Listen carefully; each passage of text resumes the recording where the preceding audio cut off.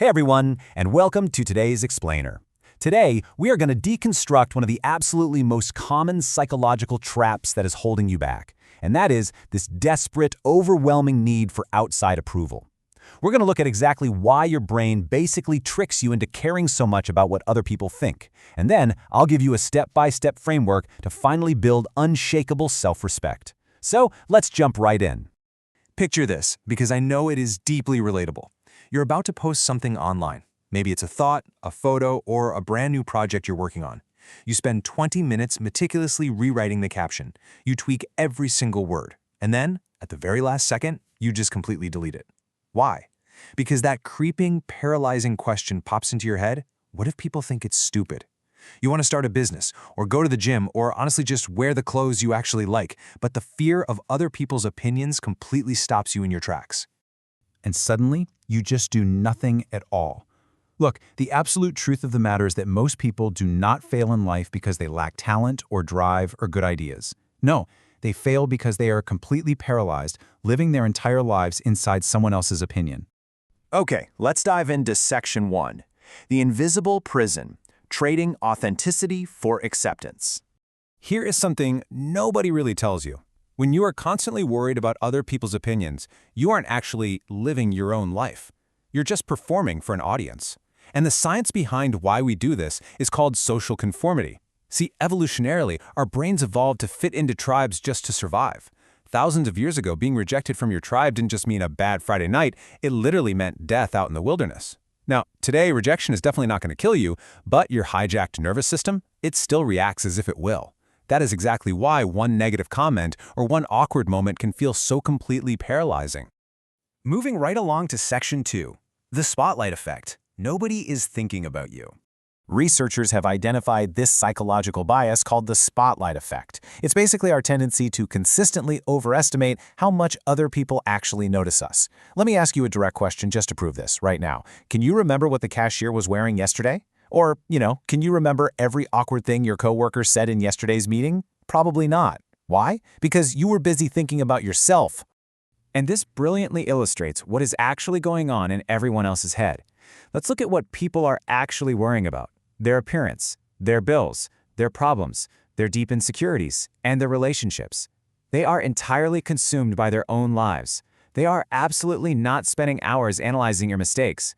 You occupy a remarkably small space in other people's minds. And what that means is, the invisible prison we just talked about, it exists almost entirely inside your own head. Section 3, the cost of approval, handing over the remote control. So if we know people aren't really thinking about us, why in the world do we keep seeking their validation? Well, seeking approval triggers a massive dopamine rush in the brain. A compliment or someone saying good job feels fantastic, right? But it sets a very dangerous psychological trap. Let's look at the difference here. True confidence is self-reliant and secure, but dependence means your self-worth relies entirely on external praise. If your self-worth depends on praise, then the moment you get criticized, your self-worth is destroyed. You have essentially handed total strangers the remote control to your emotions. They get to decide if you are happy or successful. And honestly, that dependence is exhausting because you have to constantly shapeshift into whoever different people want you to be until you completely forget who you actually are. Which brings us to Section 4. Judgment is unavoidable, the unwinnable game. Trying to please everyone is quite literally like trying to fill a bucket with a hole in the bottom. It just never ends. Look at the double bind of human judgment here. If you are quiet, people call you boring. If you decide to be confident, they call you arrogant. If you're ambitious, well, you're obsessed. If you are kind, you're weak. If you succeed, you're just lucky. No matter what path you choose, someone is going to criticize it. So the logic here is completely bulletproof. Since criticism is 100% unavoidable, you might as well just be judged for being your true, authentic self. Section 5, how to break free, reclaiming your mind. Breaking this deeply ingrained habit isn't overnight magic. It takes deliberate, structured practice. So here is your step-by-step roadmap. Let's focus on the first 2 steps right now. Step 1. Ask yourself, will this matter in 5 years? Most embarrassing moments literally disappear from people's memories within days. Please, do not sacrifice years of your life for 5 minutes of discomfort. Step 2. Collect survival evidence. True confidence isn't built by avoiding fear. It's built by surviving it. Speak up in a meeting. Post that video. Say no when you actually mean no. Every single time you survive an uncomfortable situation, your brain learns that rejection isn't fatal. Moving on to step 3, stop making assumptions. Remember this rule: don't fight imaginary people. Our brains have this terrible habit of inventing imaginary critics and imaginary audiences that simply do not exist in reality. Actually, scratch that. Most of the opinions you are terrified of are completely fabricated by your own mind. Step 4 requires completely shifting your internal metric. We need to build self-respect instead of chasing approval. While approval comes from other people, self-respect comes from keeping promises to yourself. When you wake up when you said you would, when you exercise, when you finish a project, every single personal promise you keep lays another solid brick in your foundation of self-respect. And finally, step 5. You just have to accept that not everyone will like you. And to keep things in perspective, remember this brilliantly funny truth. You're not pizza. Even pizza has haters. Some people just won't like you. And you know what? That is perfectly normal.